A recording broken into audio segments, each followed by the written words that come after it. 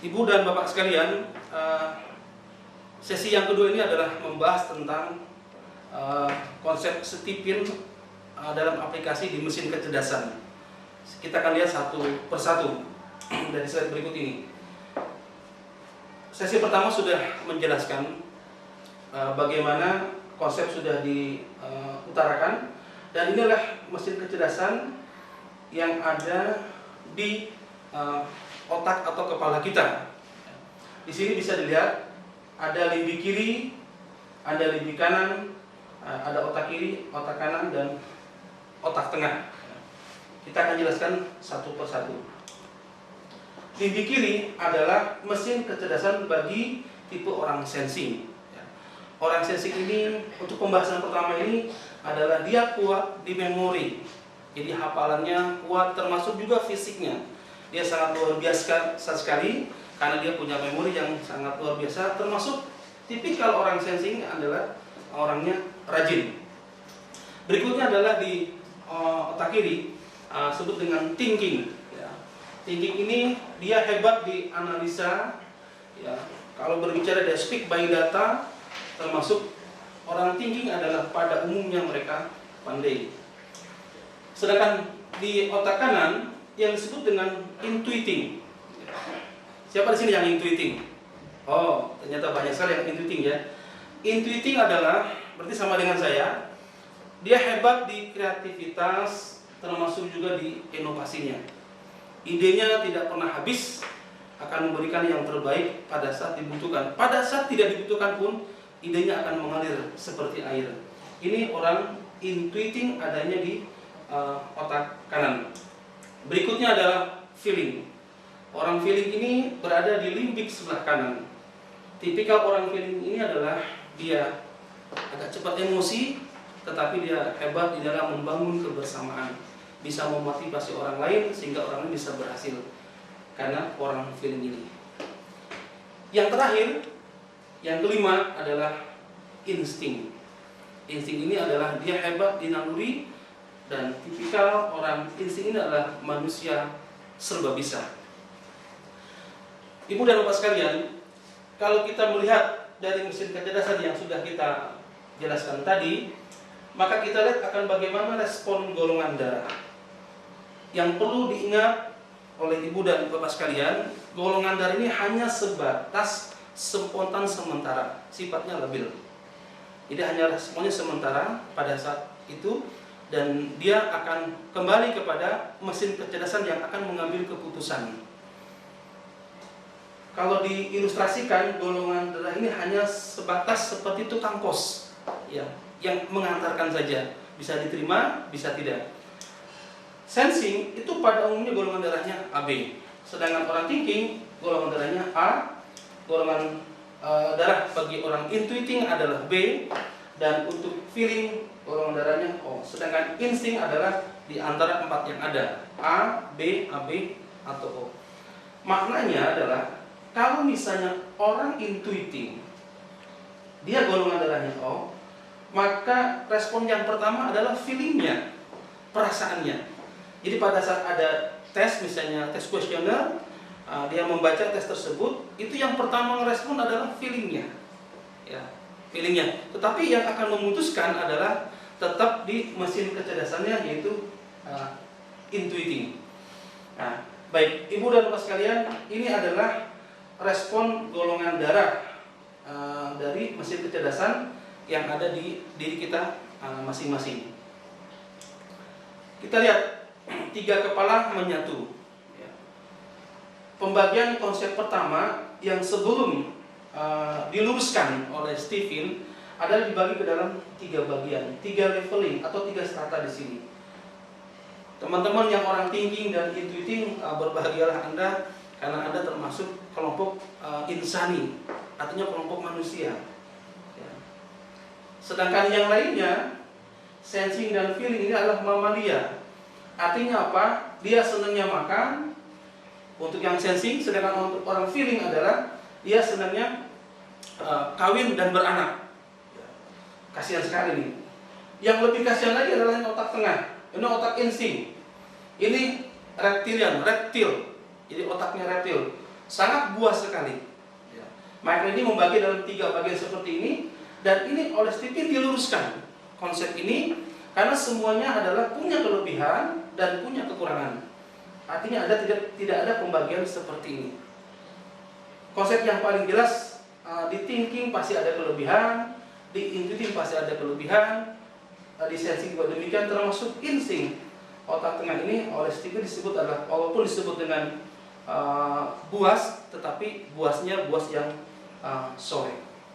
Baik, Ibu dan Bapak sekalian, kita lihat bagaimana dari 5 mesin kecerdasan ini, kalau kita terapkan gaya yang pas bagi masing-masing mesin kecerdasan ini. Kita lihat dominasi otak, biar lebih mudah menghafalnya, saya tunjukkan dengan warna. Warna merah untuk sensing, warna hitam untuk thinking, warna biru untuk intuiting, warna hijau untuk feeling. Ya, saya ulangi, sensing merah, thinking hitam, intuiting biru, dan feeling warna hijau. Kita lihat bagaimana dominasi otak dengan gaya yang dipaparkan berikut ini. Pertama adalah belahan kanan, belahan kiri. Jadi kalau kita berbicara belahan kanan, berarti adalah otak intuiting dengan feeling, mesin kecerdasan intuiting dan mesin kecerdasan feeling. Sedangkan kiri, artinya yang berada di sebelahnya, adalah untuk mesin kecerdasan thinking dan sensing. Sedangkan belahan yang sifatnya diagonal, produksi dan organisasi. Jadi kalau bicara diagonal, itu dibagi dalam 2 bagian. Pertama, organisasi, dan yang kedua adalah produksi. Sekali lagi, diagonal produksi dan diagonal organisasi. Kalau diagonal organisasi, ini adalah miliknya mesin kecerdasan orang thinking dan orang feeling. Sedangkan diagonal produksi adalah miliknya mesin kecerdasan orang sensing dan orang intuiting. Yang terakhir adalah yang disebut dengan belahan atas dan belahan bawah. Belahan atas bisa Anda lihat di sini adalah miliknya mesin kecerdasan thinking dan intuiting. Belahan bawah sensing dan feeling. Bagaimana masing-masing gaya ini akan dijelaskan lebih lanjut. Kita akan lihatkan satu persatu dari masing-masing gaya berikut ini. Pertama adalah kita lihat dari belahan kiri dan belahan kanan. Berarti kalau berbicara belahan kanan, berarti miliknya orang intuiting dengan orang feeling. Kalau yang kiri berarti thinking dan sensing. Kita ambil satu item dari beberapa item yang ada di sini. Ya, kita ke sini. Pertama adalah belahan kiri. Thinking dan sensing ketika menjalankan gayanya adalah dia lebih menguasai, wajar ya, lebih menguasai. Thinking dengan sensing adalah seperti itu. Harapannya dari orang sensing dengan orang thinking, lebih menguasai kepada anak buahnya, lebih menguasai pada rekannya, lebih menguasai kepada masyarakatnya dan lain sebagainya. Sedangkan belahan kanan itu memberikan pelonggaran ya. Di satu sisi, kalau belahan kiri dia senang dengan memberi rasa hormat yang sifatnya vertikal ya, vertikal. Sedangkan yang belahan kanan membiarkan kesetaraan hubungan. Dia lebih senang membangun kebersamaan dengan tim atau dengan keluarganya. Belahan kiri, satu di antaranya adalah sangat peduli dengan detail aksinya. Jadi pasti kalau tipikal orang otak mesin kecerdasan kiri adalah dia senang dengan yang detail dan dia sangat peduli. Berbeda dengan orang yang belahan kanan, betul peduli tapi pada langkah besar dan arah hidup yang sebenarnya. Berikut adalah organisasi versus produksi. Organisasi dia akan mengarahkan kepada pelaku yang ada di bawahnya, yang menjadi rekan kerjanya, yang menjadi mitranya, dibimbing menjadi pemimpin. Ya. Kenapa? Karena dia adalah thinking dan feeling. Ya. Thinking dan feeling adalah dia dibimbing dan menjadi pemimpin. Sedangkan dia belum produksi, bagaimana dia mengarahkan supaya dibimbing untuk punya prestasi. Ya. Saya ambilkan contoh berikutnya lagi. Ya. Bagi organisasi, mementingkan berada di jalur yang benar. Tetapi kalau produksi mementingkan kesejahteraan dan kesehatan.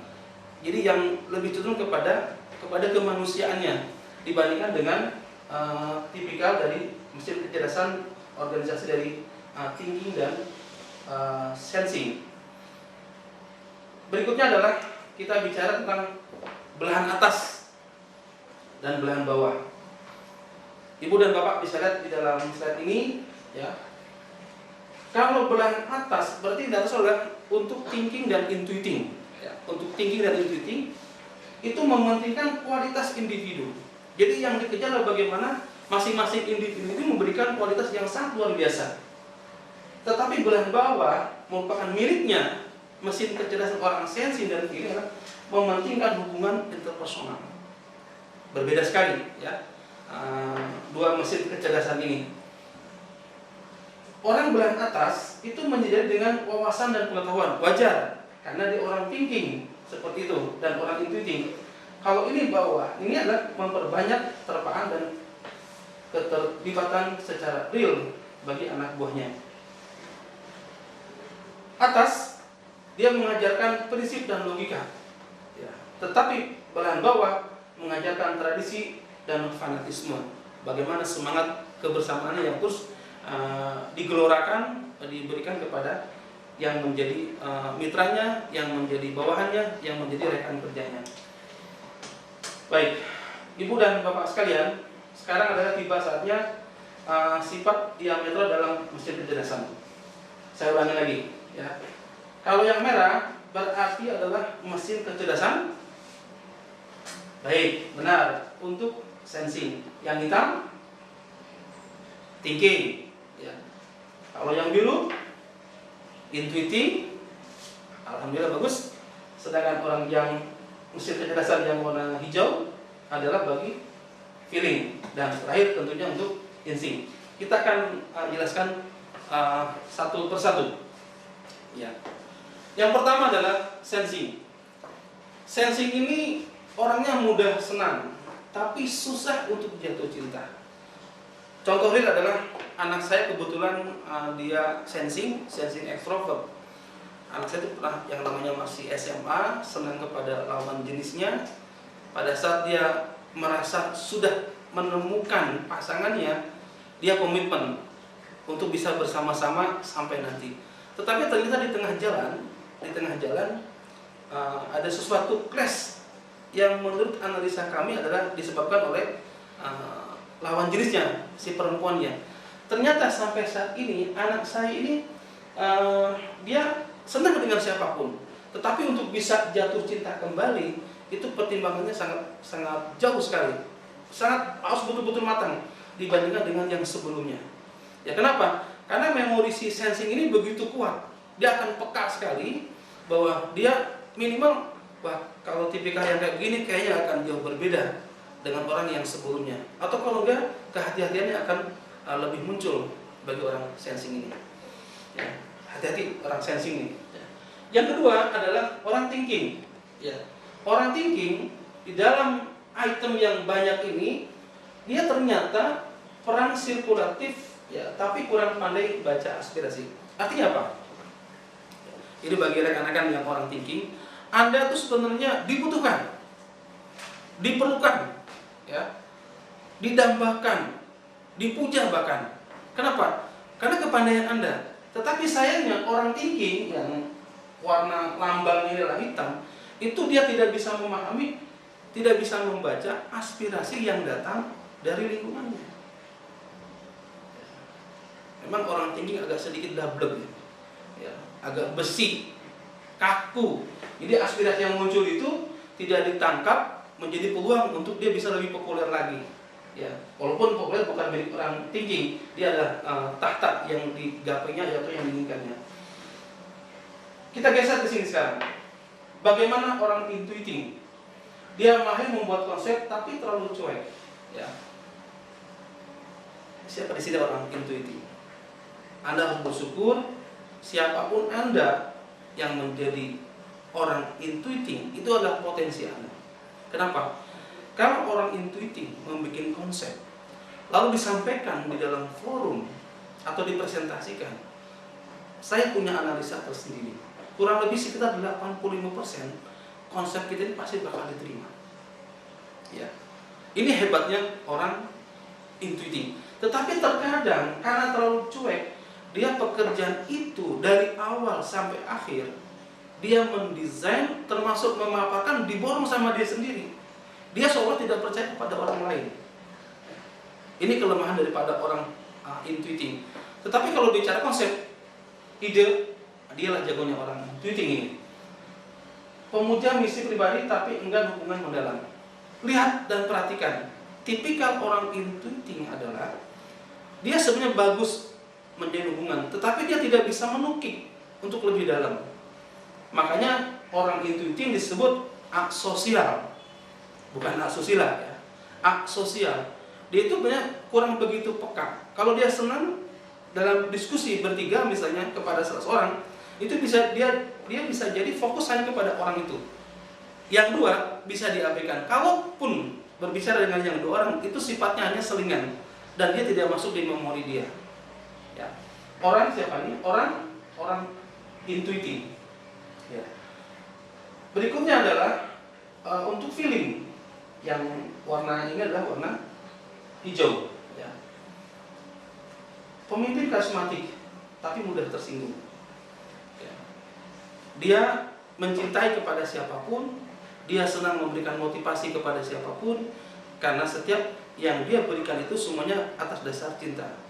Karena dia memberikan dengan dasar cinta inilah, maka dia akan balik untuk dicintai oleh orang lain. Tapi satu sisi, kekarismatikan dia itu ternyata bisa hilang pada saat dia tidak bisa mengendalikan emosinya, karena dia orang cepat tersinggung.